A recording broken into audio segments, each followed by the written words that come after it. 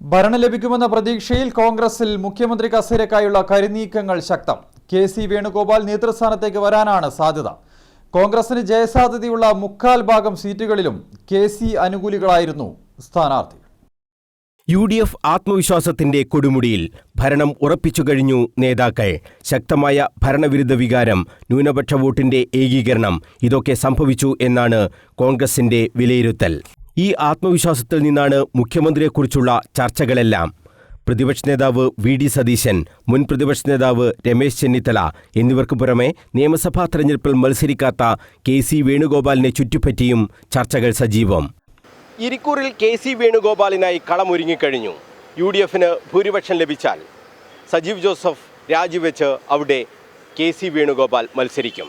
സജീവ് ജോസഫിനെ രാജ്യസഭാ അംഗമാക്കുകയും ചെയ്യും. ഇതാണ് കെ.സി. ക്യാമ്പിൽ ഉരുത്തിരിയുന്ന സമവാക്യങ്ങൾ. MLA-മാരുടെ ഭൂരിപക്ഷം അത് കെ.സി. വേണുഗോപാലിനായിരിക്കും എന്ന കാര്യത്തിൽ ഒരു സംശയവുമില്ല. കണ്ണൂരിൽ 3 കോൺഗ്രസ് MLA-മാരെയാണ് പ്രതീക്ഷിക്കുന്നത്. ആ 3 പേരും കെ.സി. വേണുഗോപാലിന് ഒപ്പം നിൽക്കുന്നവരുമാണ്. UDFന് ഭൂരിപക്ഷം കിട്ടിയാൽ കോൺഗ്രസ് പാർലമെന്ററി പാർട്ടി ചേർന്നാണ് നേതാവിനെ തെരഞ്ഞെടുക്കേണ്ടത്. ഇത് മുഖ്യമന്ത്രിയെ തെരഞ്ഞെടുക്കുന്നതിൽ ഏറെ നിർണായകവുമാണ്. ജയസാധ്യതയുള്ള മണ്ഡലങ്ങളിൽ ഭൂരിഭാഗവും കെ.സി. വേണുഗോപാൽ അനുകൂലികളാണ് സ്ഥാനാർത്ഥികളായത്. കണ്ണൂരിൽ 3 സീറ്റിലാണ് കോൺഗ്രസിന് ജയസാധ്യത. ഇരിക്കൂർ, പേരാവൂർ, കണ്ണൂർ സീറ്റുകൾ. ഇരിക്കൂറിലെ സജീവ് ജോസഫ് കെ.സി. വേണുഗോപാലിന്റെ അടുത്ത അനുയായിയാണ്.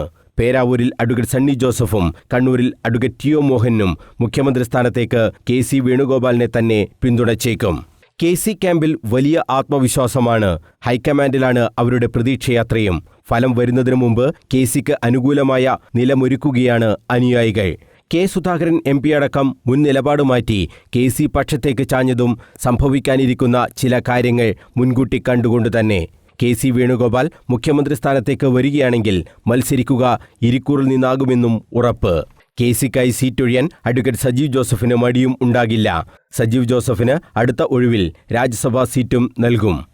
ഭരണം ഇടത്തോട്ടായാലും വലത്തോട്ടായാലും മുഖ്യമന്ത്രി കണ്ണൂർ ജില്ലയിൽ നിന്ന് തന്നെയാകും എന്ന സൂചനകളാണ് പുറത്തുവരുന്നത്. വലിയ രീതിയിലുള്ള കരുനീക്കങ്ങൾ കെ.സി. ക്യാമ്പിൽ നടക്കുകയാണ്.